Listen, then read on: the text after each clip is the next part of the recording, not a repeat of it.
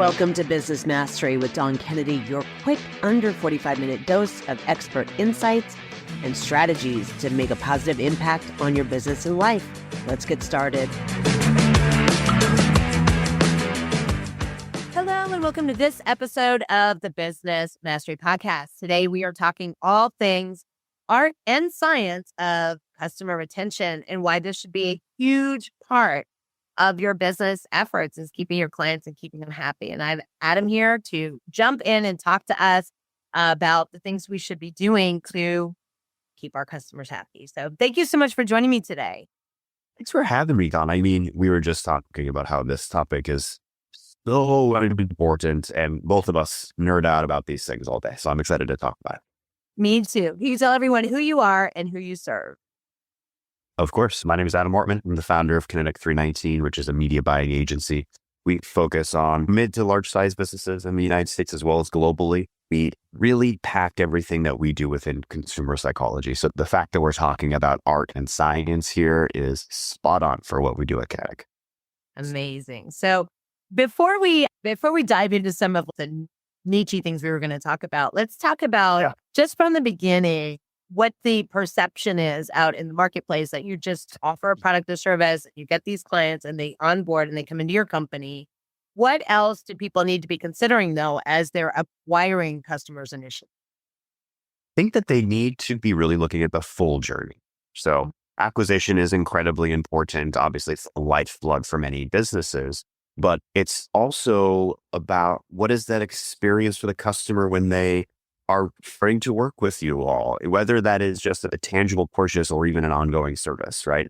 So how do you re-engage those individuals through their lifetime? How do you really start focusing on like an LTV or a lifetime value of a customer? Think where there's so much focus on the very, very front end of the system in that acquisition. We really need to be looking at the full life cycle of how a business really interacts and maintains relationships with their customers. So why do you think most people focus on just that initial acquisition? It's the easy play. Okay. It's the easy thought, right? I get more customers, I get more sales, right? I think that's the reason why. I think that's just the psychology behind, I need more business, I need to double my customer base and more money will come in the door. But the crux of that is that when you are focusing on that, you're actually extending quite a bit to attract and get them. And there might be some opportunities to potentially increase your profitability or your revenue from customers that you already had in the past. So yeah, it's easy to just say, I need more clients or I need more customers. Yeah. So you were talking about lifetime value, and then of course there's a cost of acquisition and those things. Can we talk about some of the values that people don't know they need to look at when they're doing their marketing? Maybe they don't have the tracking, or if they see those numbers come in, maybe they have a lot of the e-commerce, they will have those kinds of pieces of data in their reporting. But if you don't know what they are, how to look at them and what you should be evaluating, there may be a lot of opportunity for businesses to miss the information they. Yeah. So the front end metrics that a lot of folks focus on, which is that CAC, the cost to acquire a customer. But when you tie that to advertising or marketing, how many people are visiting my website? What are they doing on my website? The time on site is a great indicator of genuine interest. Your conversion rates on your website, whether that is a purchase or a lead generation. And then the deeper metrics that I think what we're talking about is that people ignore is, what is that ongoing purchase of that specific customer? And that really goes back to that LTV or that lifetime value of that customer. But also, this is something that I tell my clients all the time, and it is so easy and so valuable. Talking about like as much juice from the squeeze as you could get. Survey your clients, reach out to them and just ask them questions about their priorities and motivations, potential new products that are coming out. Your customers want to interact with you as a business. And honestly, if you were to just give them a scale of how to rate you, that is a great indicator of how you can look at more loyalty-based metrics rather than just a monetary value. Because the art and the science that comes in here is that, yes, I surveyed my clients. All of them gave me 5 stars.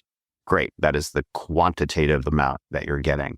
But you're also getting so much art out of this, which is understanding how they live their lives, what are their pain points, what are the values that your business is providing to them as customers. And that allows you to better serve them, but also allows you to close the loop and get more customers like them because you're getting the same. It's amazing. So survey your customers. That's a great. Right. I was going to also bring that up in the idea that you can segment your customers as well based on 1,000% information. So there are certain businesses that have a longer buy cycle where they may buy something and then you may not see them for a year or two. And then you have the ones where it's like every quarter, every month or something, there's something new to buy. So I think by collecting some of that loyalty data, as you were talking about, people can segment. And, I hate to use the word target. I don't know. It seems, but you are targeting the sales to the people who would be most interested. So you're just making. There's always an 80-20. Okay. So usually the top 20% of your customers are generating 80% of your business. That's typically the case. And that is a great segment to pull out and say, I want to get more of this 20%. How do I get more of these folks? But also, how do we better serve them and keep them loyal to us? Because keeping them as customers, I would bet a lot of money, is a lot cheaper than going on finding new customers. Yeah. And let's talk about that. So let's say that new customers come to you with, I don't even know if Groupon's around anymore, but let's say that they try your product or they try your service because they get free shipping or 15% off, or you're using affiliates or something. Once you get them in the door, though, you were saying that increased profitability would come from that repeat business. Can we talk a little bit about that? It's so important. It's so important because having the customer that you already have in your back pocket that's happy, that wants to continue to buy from you, you're not having to continuously spend like an expense, like on Google, for example, to re-engage this person. You are having fluid conversations, maybe through email or your SMS platform, whatever it is, where advertising this is getting wildly more expensive year over year. So those costs are astronomical when you're talking about how much am I going to spend. We have an attorney client that is national and they have offices all over the country.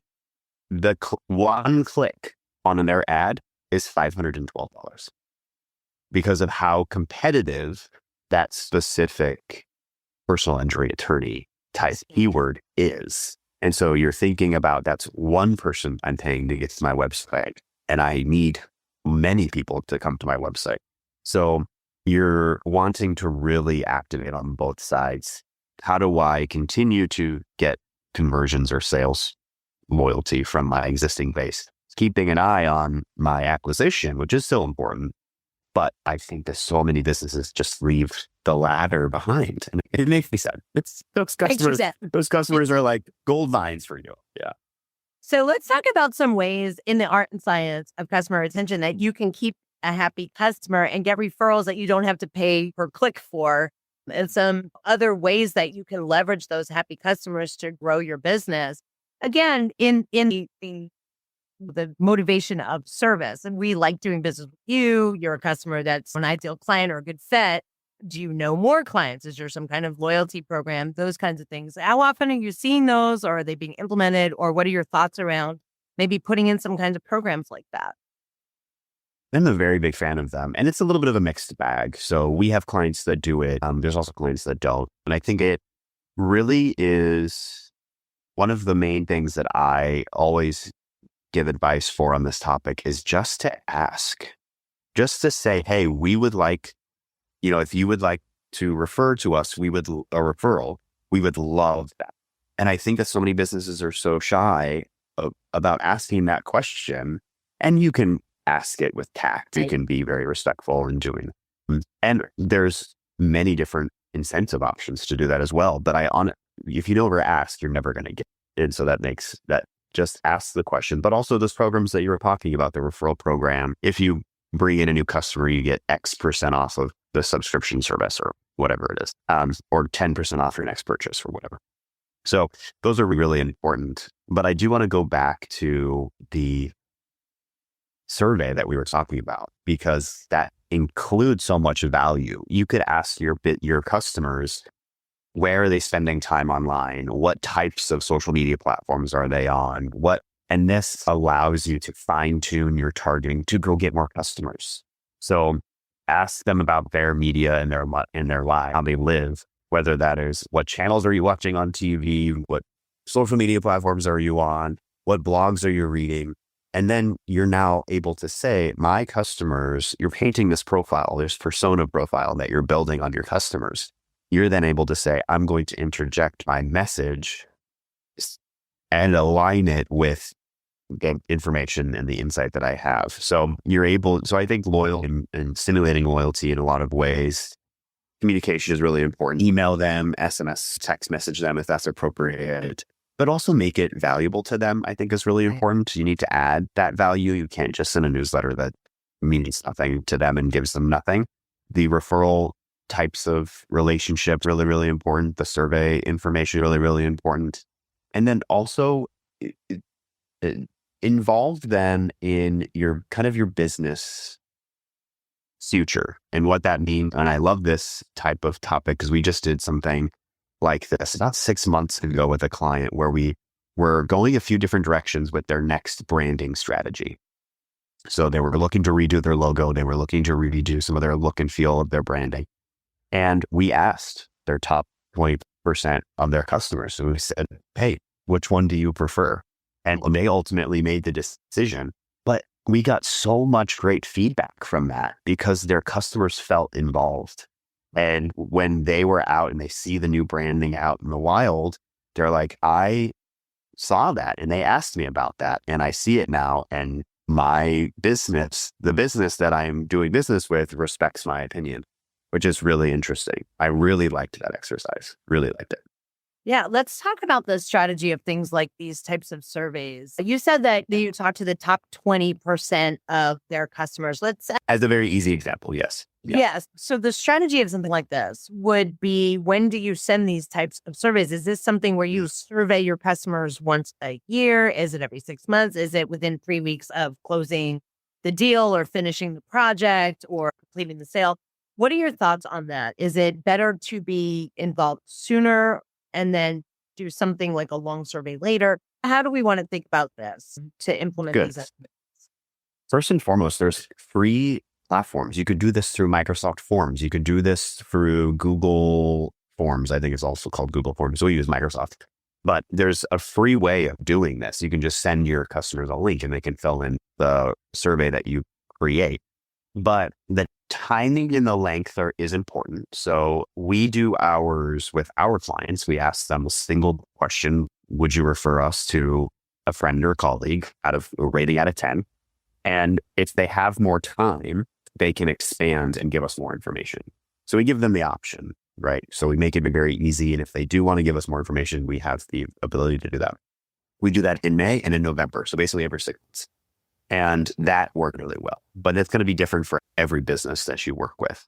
Because if you have a very high churn of a business or maybe fewer touch points, shorter longevity, you might want to do it more frequently because you want to get from that individual. But if you have if you have longer sales cycles, once a year might be the case.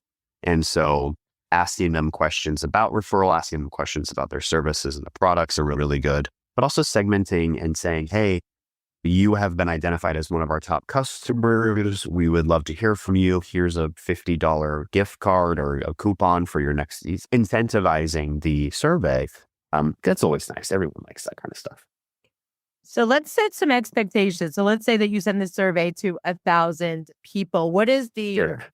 let's just also manage those expectations. As humans, we are very busy, and those of us that are running business, but then those of us who just soccer practice at 6, right? What is the expectation? And if it is a number below a certain amount, do you still find that super valuable? You do need to get to a point where, and again, this completely depends on your business and the products and the size of your customer base. But if you have 2 results, you're not getting much from that. So you're going to need a larger number. I would probably want no fewer than 30, 50, somewhere around that area. But you also want to do the science of this, which is what is the percentage compared to your full customer base? You can get to a statistically significant number. It's going to be higher than that, but it's also a look and feel, right? So does this feel like am I seeing a pattern consistently across the results, those types of things? So that helps you answer some of those questions. Yeah. Yeah. Very But good. get more than 5. Get more than Get 5. more than right. 5. Get more than 5. Right. And also don't be discouraged if you do send it out to 1,000 people and only half of them fill it out, right? That's also going to be the case in many cases. And if you incentivize it, you're going to see a higher number. If you don't incentivize it, you're going to see a lower number. So just setting those expectations. Don't Right. feel too bad if they're not jumping to give you your survey information. Right. And let's talk also about the length of survey. Like you said, you sent basically one question twice a year, but you've done surveys that are longer for a different purpose, like the branding purpose. So, what is the average? Most of us have the attention span of a fruit fly. So what is? Yeah. I say that a lot of us have, especially with social media these days, a lot of us have the attention span of a narcoleptic goldfish. But yes, fruit fly is also the same thing. You have to be very respectful of the time. You also have to be very cognizant of if you are incentivizing them, you can have a more robust survey. If you're not, and you're just asking for their time, you want to be as concise as possible. So under 10 questions is what I would recommend, but the fewer, the better. And asking even just 5 questions. Again, I don't want us to feel like this is an enormous lift for us as companies because we're all business owners and extremely busy with our days. So we want to just make sure that we're balancing that where we're getting value. We're also putting enough effort into it that makes it valuable to the business. And it also helps us on a different ways as well. Under 10, shorter the better. And if you're incentivizing your survey takers, you can be more robust. So you can even get into the 20 question or even 30 question rounds. Okay. 30 seems very long to me. But if it takes a minute to answer each question, maybe, but more than that. Yeah. So then here's my question on the follow-ups of the surveys that are sent. I can't tell you a number of times where you stay somewhere or you rent a car or do something and they want a customer feedback survey. And that's what they call it from these companies. And if you don't respond within 2 days, you get another. And then if you don't respond 2 days after that, get another one. Then you get 3 more. And your feedback's very important to us. For the large national companies, I think most of them have that eye roll. If we give it, if we don't give it. Most people are, especially if they're not in business with a company that they have maybe a personal connection to, they may feel a little less inclined unless there was a problem. Everybody likes to talk about the problems they may have had. But what are your thoughts as smaller business owners, ones that have much more personal connections? What are your thoughts on all of this kind of follow up and those things as well, in keeping in mind the art and science of customer retention, not the art and science of answer me? Yeah. And you also don't want to piss them off, right? You don't want to be annoying. You don't want to pester them. And I think that we eye roll at those customer client satisfaction surveys from the national brands because they're just so impersonal. And so I don't know where this information is going. Why is it valuable to me to give you my satisfaction survey? So I think framing it differently is also really important. Like when you have a personal connection with your customers, just let them know why it's valuable to you. Everyone's going to say your feedback is valuable to me, but why? What are you going to use? What are you going to do with it? What are you going to do with it?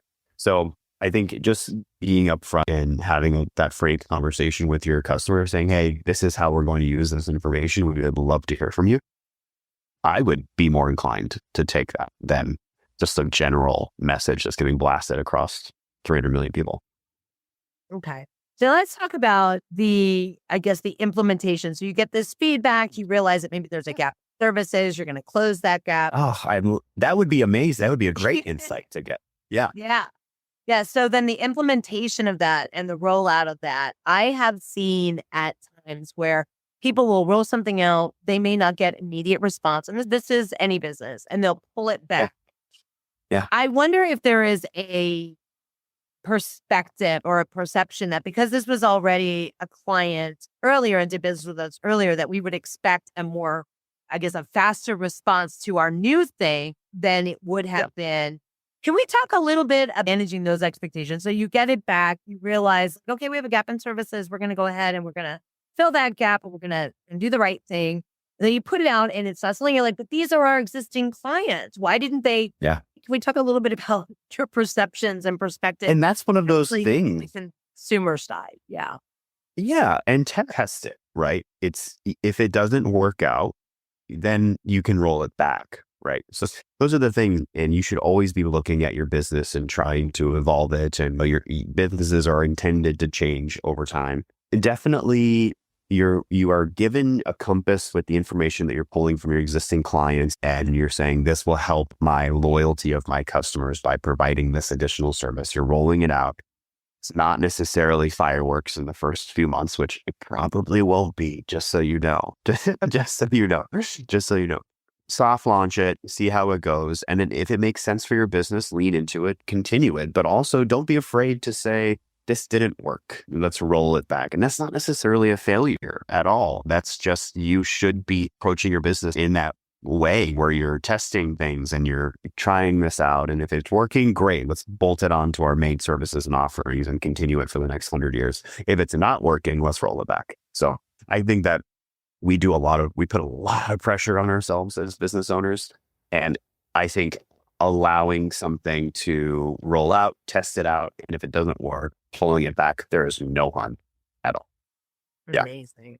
So can we read kind of the step by step if you wanted to go ahead and start looking at your customer loyalty, the number of people and those kinds of things? Step by step, if somebody is listening in the audience today and they go, we have actually never looked at lifetime value, or we haven't looked in 6 months, or we haven't really There's probably a lot of you out there. that if we haven't segmented people in a while since we rolled out this thing, how do we wrap our head around that and start to take at least 2 or 3 steps that'll put us on the path to implementing what you're suggesting that would be helpful?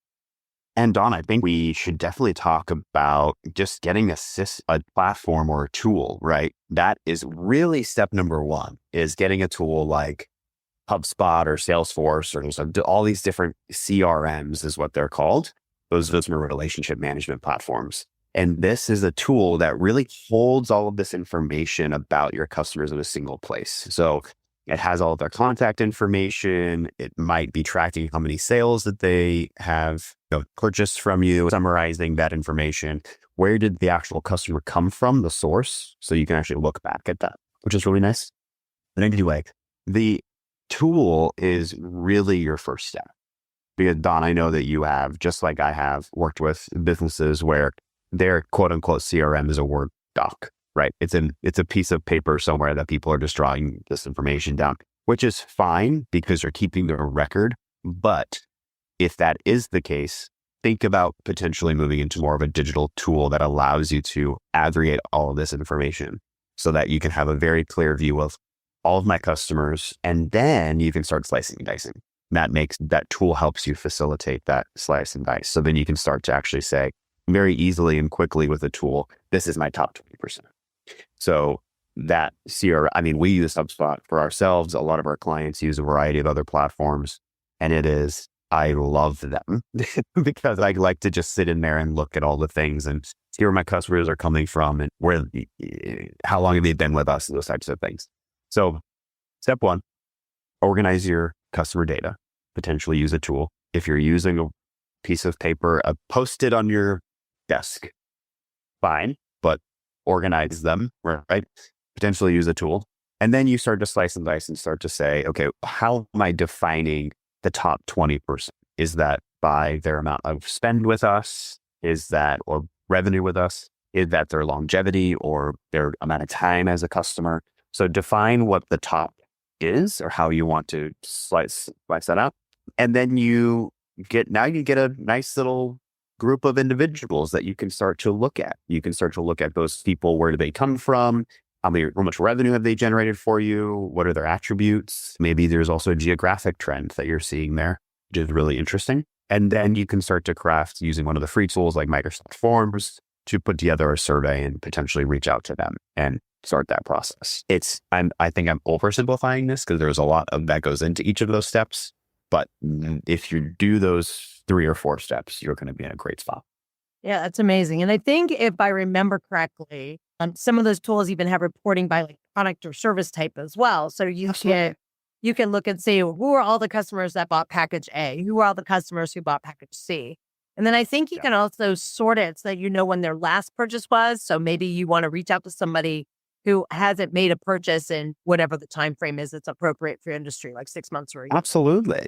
Yeah, Yeah. absolutely. Or if they purchased from you in the winter, maybe you go in case your new summer products, right? Because the propensity of that purchasing from you is going to be higher.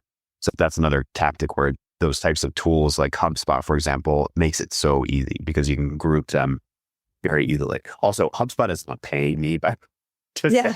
Yeah. but I You're like HubSpot. familiar with it. You use I am most familiar with HubSpot. We're certified as an agency with HubSpot, and they have like free offerings. So why wouldn't businesses just jump in and help organize their data a bit to facilitate loyalty like that? maybe they don't realize how important it is. I know that there are Probably not. Yeah. there are a lot of businesses that taking that step into something like a CRM. It's just a matter of everything has always been done manually, or their customer base, their repeat customers are so well known, or some things are event based, right? Like wedding planners or caterers. And so I don't know that they think about setting up a customer loyalty system or some kind of retention system. And I do want to just briefly talk about those types of businesses that are either event driven or maybe they're putting a new roof on your house. The things that feel like or seem like one time sorts of transaction, but maybe they aren't. Because I really want people to think a little more broadly about, okay, so they booked you as the caterer for the wedding, and then you don't expect to hear from them again. There are some perceptions that we have as business owners where we're not generating these kinds of loyalty sorts of transactions because we don't think they're relevant. Sure. And that's a conversation that I even have with myself a lot, which is how do I offer my clients, given our services and our expertise and what I consider our quote unquote raw materials, which is just the service base that we provide, how can I offer value to customers differently than you might in the past? So I love the catering example because ours did something really fun where they were our caterer. They also did our cake for my wedding. And they have a service where you basically work with them and they make a small version of your wedding cake for your anniversary every year. I love that idea. I love it. And it keeps me in business with them. They know it's such a huge part of my life from my wedding. I don't have to freeze that top layer of that cake. That a lot of people do. But that's a very cool example of looking at your business and potentially thinking of something else that you can do that would add value to them, but also just continue to engage with them in your life. And I go for them if we're having a party or something, I'll maybe get cupcakes from them or something like that. That's a very cool example of they're not just doing catering for weddings. They've actually looked at their services and thought, how can we potentially add value in other ways? Yeah, I think that's a great question to ask ourselves. Always. Hey, we're not done, right? So you booked us for this single thing, or you perceive your business as a single thing. You can actually find these creative ways to keep people engaged. You mentioned things like newsletters. Let me ask you this, because again, small business owners, we receive a ton of emails. And again, a lot of them are sales emails over and over with a newsletter sort of facade. Versus what I think you're thinking, which I think you're saying you want to add value in newsletters and things. So when you start each and every contact to the client, however often is appropriate, the way I kind of like to maybe segregate this out in people's minds is you can do a sales email with a newsletter, but the newsletter should probably be 100% value with a little dangle of, do you want to buy some more? That's your approach, right? I completely agree with you. Yeah. And the newsletter, the mechanism, the function of it, you just need to be careful with that, right? Because it's not intending to be an upsell mechanism. It's intending to be a value add mechanism, to your point, and I completely agree with it. And it also needs to be intrinsically valuable. Right. It can't just I can't write a headline on a newsletter that we put out that says AI exists. Great. Well, what am I going to do with that? Something like that. But going back to your email statement, I just read a stat the other day, it blew my mind. The average person in the US gets 121 emails a day. Holy. Isn't that nuts? That's crazy. And people wonder why maybe my newsletter isn't being read, or maybe my client satisfaction email is not being filled in. That's because we're just inundated by email as just average citizens. And that also might be something you want to be looking at within your business as well. Is that the right medium for you to be communicating with your customers? Yeah. Yeah. I wonder if there needs to be a little bit more business introspection as to how we're communicating. I want to say that newsletters feel like the standard in a lot of different product and service businesses. We're like, oh, we send a newsletter. Yeah. But yeah, to your point, maybe that's not the right medium. So there may be some other available stations like posts, or maybe some other way to reach out.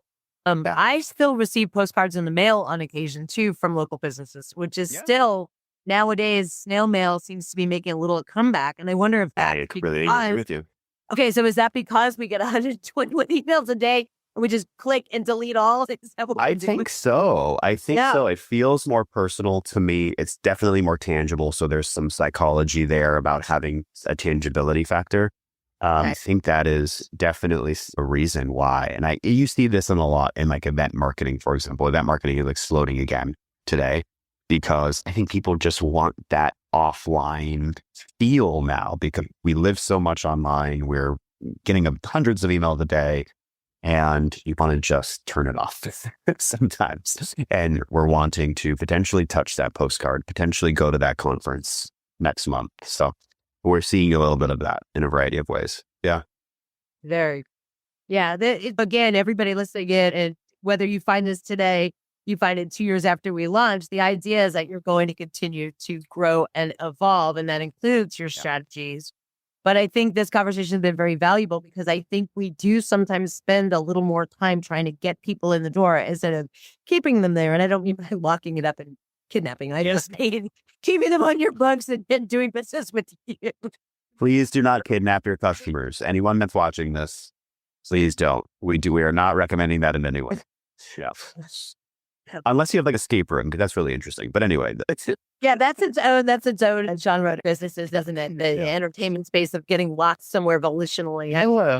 I just wrap my head around that as an activity. But I mean, I know you enjoy them. So can you tell everyone where they can find you and learn more about you and your services and your company? Absolutely. So kinetic319.com. Feel free to visit us. We have a ton of information on our website. We're constantly putting out primary research and blog posts and those types of things. All of our socials, we're constantly active on our socials as well. So we have a series that we do every year. Every single week of the year, we put out a Stay Kinetic tip. And it's really stuff that we're talking about today, Don. Set up a CRM, or maybe send an email to your folks that purchased for you last season. So it's a lot of those types of tips that are definitely helping keep businesses moving and evolving and thinking about different things. So definitely follow us there. The one thing that I do want to plug for going into next month, we are launching a brand new package, which is called the Get Moving package. And this is, again, thinking about our business in a different way and adding value in different ways. This package is made fully for small businesses that are, they're up and running, but they just want to get started with marketing. So the Get Moving package allows us to build everything for you, but basically hand it back to you and have full control over managing it, going forward. So launching that next month, Get Moving package, definitely take a look at that on our website. It's single one cost. Takes 3 weeks for us to set everything up for you with your help. And then we set you guys up for 6. I'm so excited. Yeah, that's amazing. Amazing. Thank you so much for this conversation. Whenever you're listening, go check it out and sign up for those tips, because we do get busy, and those reminders are incredibly helpful for us for what we need to do next, because we do sometimes have seasons of very busy, and don't ignore your current customers. Yep. And keep moving. Keep moving. Yeah. Just keep moving. Well, thank you so much. It's been a great conversation. Thanks so much, John. Thanks everybody for listening. All right. We'll talk to y'all next time on the next episode of the Business Mastery Podcast. Take care. Thank you so much for listening to this episode of the Business Mastery Podcast.